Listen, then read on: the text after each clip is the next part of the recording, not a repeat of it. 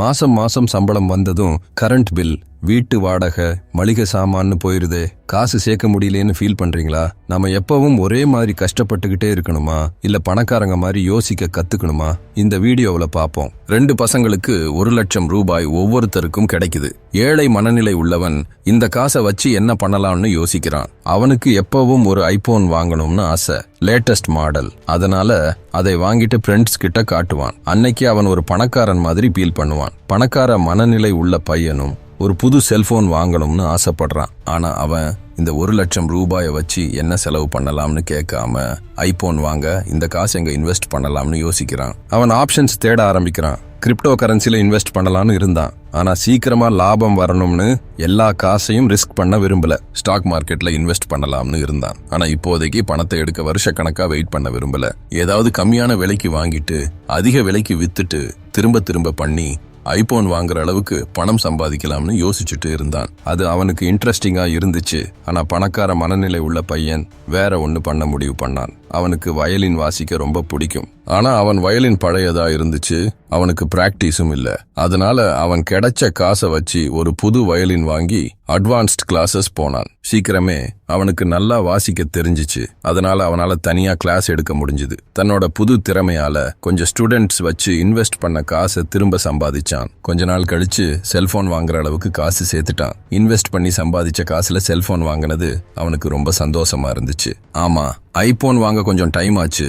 ஆனா அவன் கிட்ட இப்போ ஐபோன் மட்டும் இல்ல, அந்த 1,00,000 ரூபாயும் வயலினும் மேலும் சம்பாதிக்க தேவைப்படுற திறமையும் இருக்கு. இதுக்கு பேரு தான் உடனே கிடைக்கிற சந்தோஷம் இல்லைன்னா பொறுமையா இருந்து கிடைக்கிற சந்தோஷம். ஏழை மனநிலை உள்ளவங்க உடனே கிடைக்கிற சந்தோஷத்தை தான் தேர்ந்தெடுப்பாங்க, ஐபோன் வாங்குற மாதிரி. பணக்கார மனநிலை உள்ளவங்க பொறுமையா இருந்து கிடைக்கிற சந்தோஷத்தை தேர்ந்தெடுப்பாங்க. அதாவது எதிர்காலத்துல சந்தோஷமா இருக்கிற மாதிரி பண்ணுவாங்க.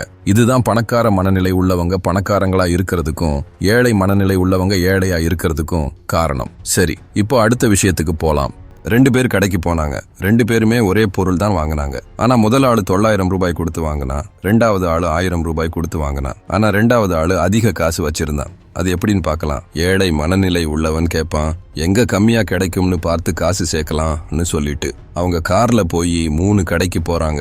முதல் கடையில பால் பொருள் வாங்குறாங்க, 2வது கடையில பழங்களும் காய்கறியும் வாங்குறாங்க, 3வது கடையில கறி வாங்குறாங்க.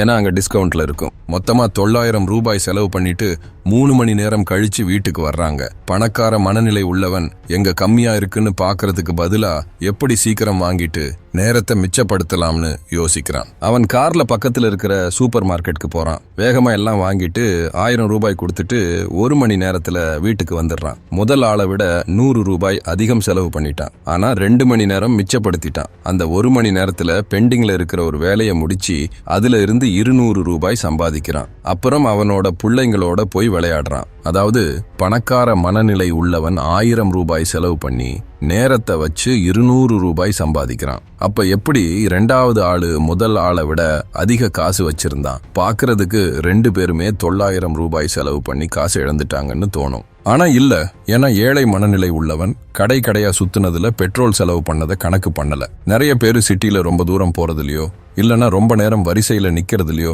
பிரச்சனை பாக்குறது இல்ல. கம்மியான விலைக்கு கிடைச்சா போதும்னு நினைக்கிறாங்க.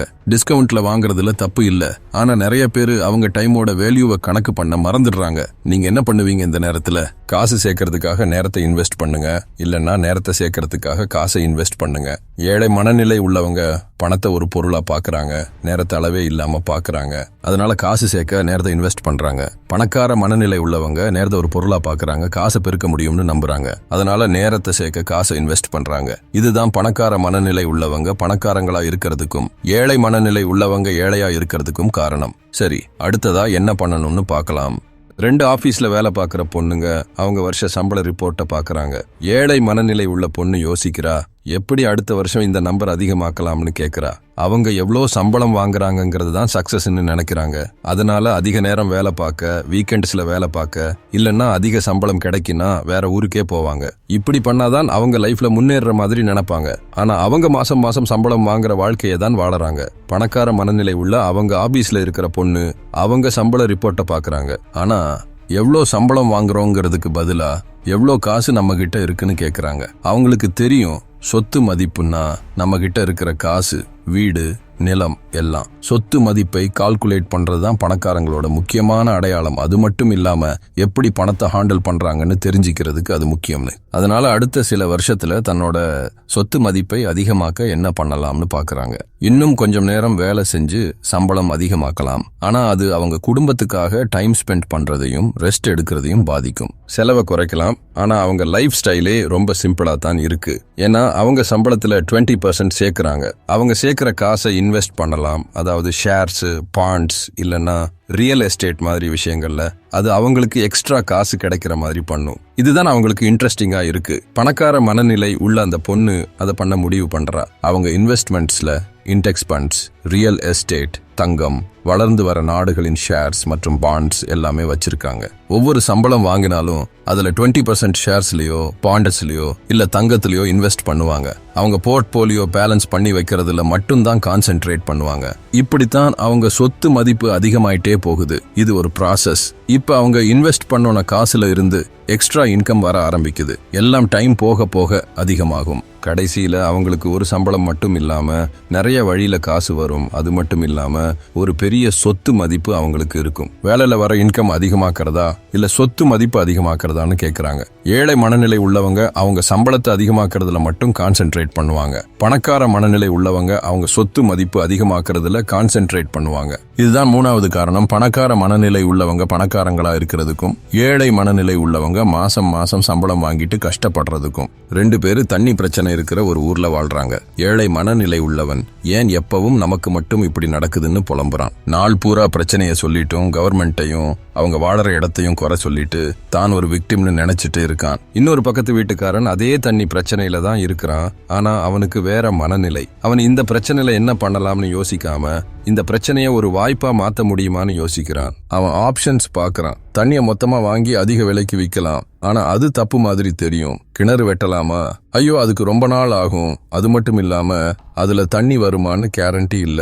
ஆமா, ஒரு சின்ன பியூரிபிகேஷன் சிஸ்டம் வாங்கி ஊர் மக்களுக்கு தண்ணி கொடுக்கலாம். அது மட்டும் இல்லாம டைம் போக போக அதை பெருசாக்கி எல்லாருக்கும் பியூரிஃபை பண்ண தண்ணி கொடுக்கலாம். இது நல்ல ஐடியாவா தோணுது. பணக்கார மனநிலை உள்ளவன் இதை பண்ண முடிவு பண்றான். அதனால தன்னோட சேமிப்பையும் 2 ஃபேமிலிஸோட ஹெல்ப்பையும் வச்சு ஒரு வாட்டர் பியூரிஃபையர் வாங்குறான். தன்னோட ஊர் மக்களுக்கு கம்மியான விலையில சுத்தமான தண்ணிய கொடுக்கறான். சில மாசங்கள்ல அவனோட சின்ன கம்பெனி நல்லா லாபம் கொடுக்கற ஒரு பிசினஸா மாறுது. அது மட்டும் இல்லாம மாசம் மாசம் காசு வர ஆரம்பிக்குது. ஊர் மக்கள் நன்றி சொல்றாங்க. புது பிசினஸ் மூலமா தண்ணி பிரச்சனையை மட்டும் சரி பண்ணல, அவனுக்கும் கூட வேலை பார்க்கறவங்களுக்கும் காசு வர ஒரு வழியும் பண்ணிட்டான். பிரச்சனைகளை தடைகளா பாக்குறதா இல்ல வாய்ப்பா பாக்குறதான்னு யோசிக்கணும். ஏழை மனநிலை உள்ளவங்க பிரச்சனைகளை தடைகளா பாக்குறாங்க, எல்லாத்தையும் குறை சொல்லிட்டு இருப்பாங்க. பணக்கார மனநிலை உள்ளவங்க பிரச்சனைகளை வாய்ப்பா பாக்குறாங்க. அவங்க பிரச்சனையை கண்டுபிடிச்சு அதுக்கு பிசினஸ உருவாக்குறாங்க. இதுதான் பணக்கார மனநிலை உள்ளவங்க பணக்காரங்களா இருக்கிறதுக்கும் ஏழை மனநிலை உள்ளவங்க ஏழையா இருக்கிறதுக்கும் காரணம். 2 பேரு ஒரு ஃபாஸ்ட் ஃபுட் ரெஸ்டாரண்ட்ல வேலை பார்க்கறாங்க. 2 பேருமே ஹெல்த்தியான சாப்பாடுக்கு டிமாண்ட் அதிகமா இருக்கிறத பாக்குறாங்க. அவங்களுக்கு ஒரு பெரிய பிசினஸ் வாய்ப்பு இருக்கு. ஆனா 2 பேருக்குமே பயம். ஏன்னா எந்த பிசினஸ் பண்ணாலும் அதுல ரிஸ்க் இருக்கு. ஏழை மனநிலை உள்ளவன் எல்லா காசையும் இழந்துட்டா என்ன பண்றது, தோத்து போயிட்டா என்ன பண்றது, எல்லாரும் என்ன திட்டுவாங்கன்னு கேக்குறான். அவனுக்கு கம்மியா காசு கிடைச்சாலும் பிடிக்காத வேலையை பண்ணினாலும் தோத்து போறதுக்கு பயந்து அதே வேலையிலேயே இருந்துடலாம்னு நினைக்கிறான். புதுசா ஏதாவது சான்ஸ் கிடைச்சாலும் அதுல என்னென்ன தப்பா நடக்கும்னு யோசிச்சு பயந்து உட்கார்ந்துருவான். டைம் போய்கிட்டே இருக்கும், ஆனா அவன் அதே இடத்துலயே இருப்பான். பணக்கார மனநிலை உள்ள பையனும் பயப்படுவான். ஆனா பயந்துட்டு ஒதுங்காம இதுல ரொம்ப மோசமா என்ன நடக்கும், அதை எப்படி சமாளிச்சு ரிஸ்க குறைக்கலாம்னு யோசிக்கிறான். அவனுக்கு பயம் இருக்கு, ஆனா அதையும் மீறி அவன் செய்யறான். தோல்வி ஒரு வாய்ப்புன்னு அவனுக்கு தெரியும். அது மட்டும் இல்லாம தப்புல இருந்து கத்துக்கலாம்னு நினைக்கிறான். அவன் பிசினஸ் ஆரம்பிக்கிறான். எதிர்பார்த்த மாதிரி நிறைய கஷ்டம் வருது, ஆனா ஒவ்வொரு தடவையும் அவன் கத்துக்கிட்டு நல்லா பண்ண ஆரம்பிக்கிறான். டைம் போக போக அவனோட பிசினஸ் நல்லா போகுது. பணக்கார மனநிலை உள்ளவன் தன்னோட தைரியமும் முயற்சியும் ஒரு நல்ல இடத்துக்கு கூட்டிட்டு போயிருக்குன்னு நினைக்கிறான். நீங்க என்ன நினைக்கிறீங்க? பயந்துட்டு எதுவுமே பண்ணாம இருக்கிறதா இல்ல பயத்தோடயே செய்யறதான்னு முடிவு பண்ணுங்க. ஏழை மனநிலை உள்ளவங்க பயந்துட்டு ஒண்ணுமே செய்யாம இருந்துடுவாங்க, வாய்ப்புகளை மிஸ் பண்ணிடுவாங்க. பணக்கார மனநிலை உள்ளவங்க பயத்தோடயே செஞ்சு தப்பு பண்ணுவாங்க. எவ்வளவு செய்றீங்களோ அவ்வளவு தப்பு வரும். ஆனா பிசினஸ்ல நீங்க 10 தடவை தப்பு பண்ணாலும் 1 தடவை ஜெயிச்சாலும் நீங்க சக்சஸ் ஆகலாம்.